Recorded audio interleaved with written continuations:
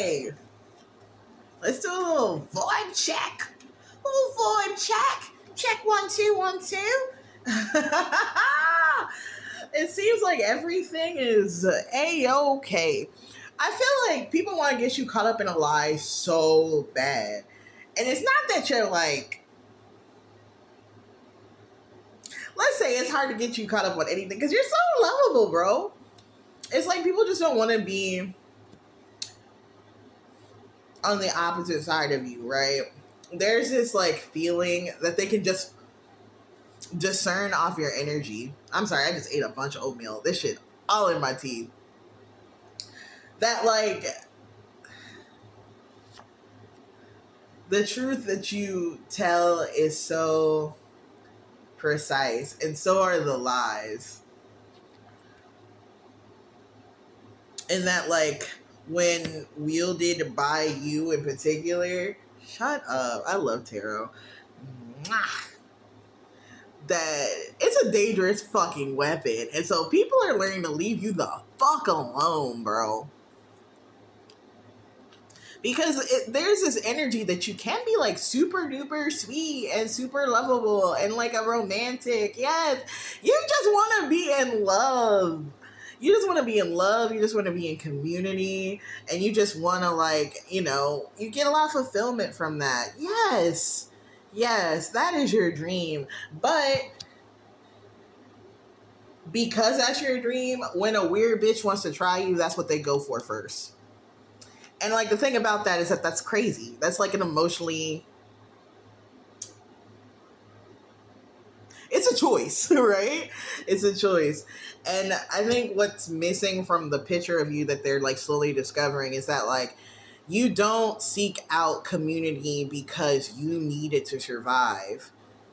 You seek out community because you have so much to give. And when you start to get attacked, the people that you have given to are like, nah, we're not going to let that happen. We're not going to let that happen. You're going to be good. Don't worry about it. You're going to be good. Because there's even this energy of like just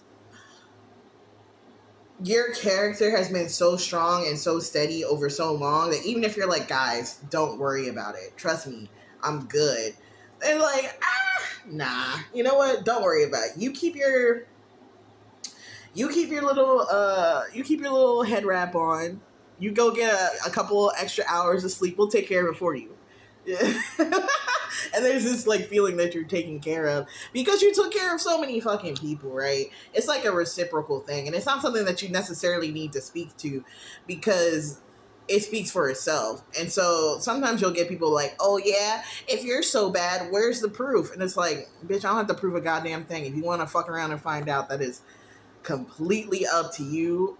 But I'm gonna be chilling, respectfully, disrespectfully, because I put the fucking hours in. You put the fucking hours in, and it doesn't look like you put the hours in because you put so many fucking hours in. You've become adept.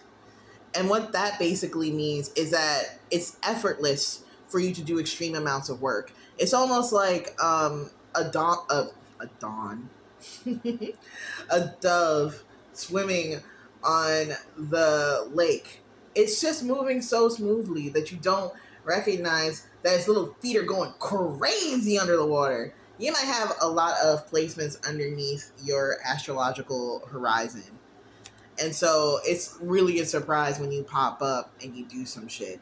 It's also like part of the reason why it looks like when you're just chilling that you're chilling. But I think you've learned to multitask very well. And what that has kind of done for you is it's kind of created an environment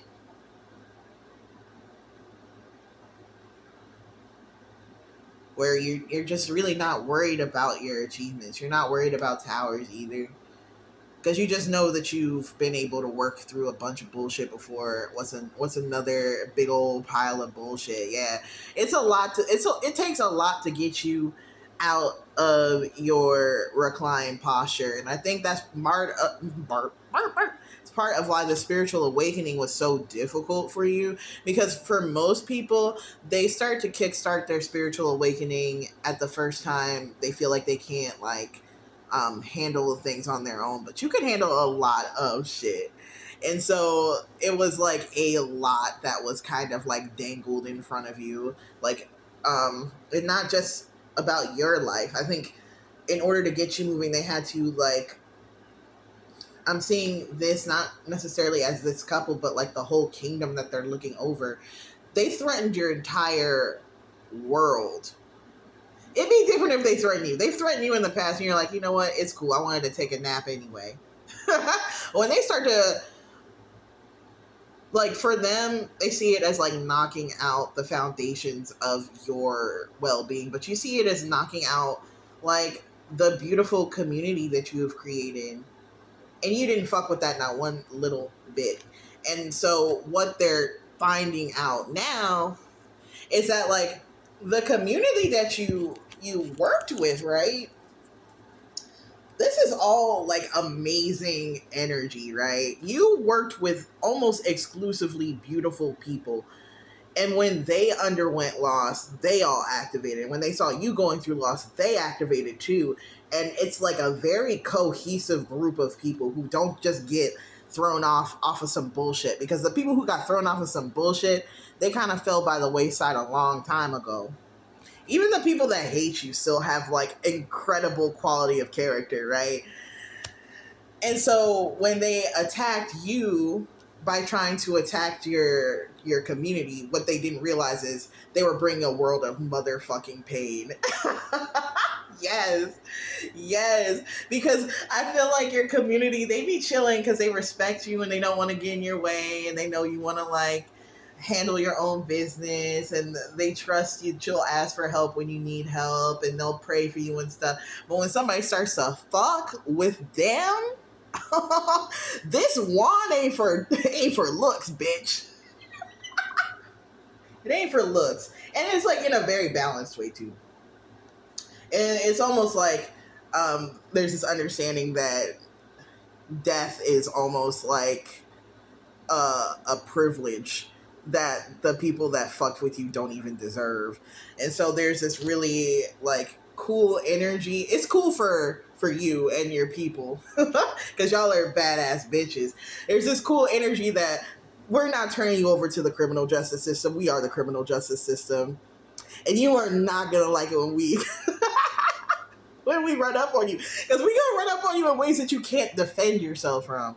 Like, it's almost the energy of like being a bunch of spiritualists almost, and so you can like attack people relentlessly, and like there's nothing that they can really do. What are you gonna do? Go to the cops and be like, she put a spell on me? They're gonna call you crazy and put you in a mental hospital, bitch. Or there might even be that like there's people who have special privileges that they can enact in times of stress that go under the radar. But it's this feeling of like justice at like the hands of the people who,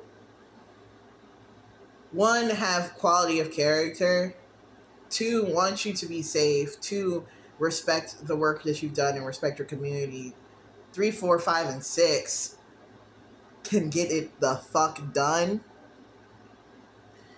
And no one's gonna stop it. No one's gonna fucking stop it, bro. Like, the people who hurt you are gonna be feeling beat the fuck up because there's gonna be a baddie with a big ass wand smacking up on them everywhere they turn, and they're absolutely gonna learn their lesson when they lose all of their fucking power, bro.